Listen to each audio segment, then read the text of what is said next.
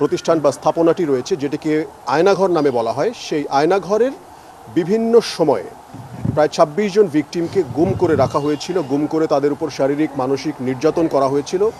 এই মানসিক এবং শারীরিক নির্যাতন এবং গুমের যে বিচার, এই বিচারিক প্রক্রিয়াতেই এই চার্জগুলো গঠন করা হয়েছে এবং এখানে মোট ১৩ জন আসামির বিরুদ্ধে আজকে আদালত চার্জ গঠন করেছেন এবং আগামী ১৯ তারিখে সাক্ষ্য গ্রহণ এবং ওপেনিং স্টেটমেন্টের মাধ্যমেই আনুষ্ঠানিকভাবে বাংলাদেশের ইতিহাসে প্রথমবারের মতো গুমের বিচার শুরু হতে যাচ্ছে।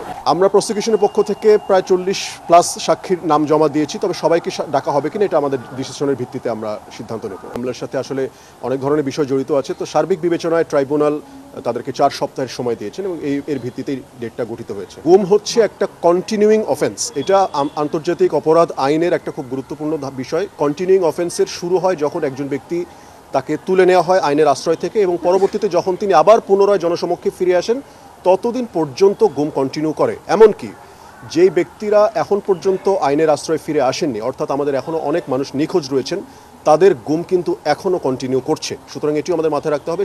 এই বিষয়টা কন্টিনিউইং অফেন্স হিসেবে অপহরণকালীন সময় আমি ছিলাম কি ছিলাম সেটি বিবেচ্য নয়, বরং এই যে টোটাল প্রক্রিয়া এর মধ্যে কোনো একটি সময় যদি আসামির কোনো ধরনের কন্ট্রিবিউশন থেকে থাকে তাহলে তিনি এর জন্য লায়াবল হবেন এবং সেই ভিত্তিতেই আমাদের চার্জগুলো এবং অভিযোগগুলো আনা হয়েছে এবং আদালতও সেই ভিত্তিতেই অভিযোগ গঠন করেছে।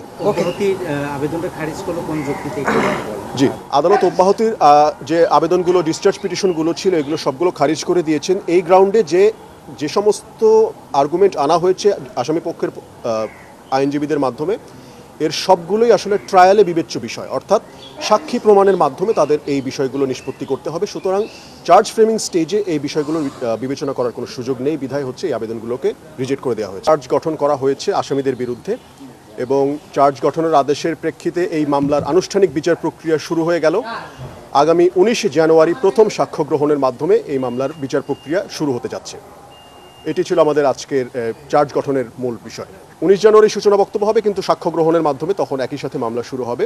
এই মামলাটি হচ্ছে মূলত জয়েন্ট ইন্টারোগেশন সেন্টার নামে পরিচিত যে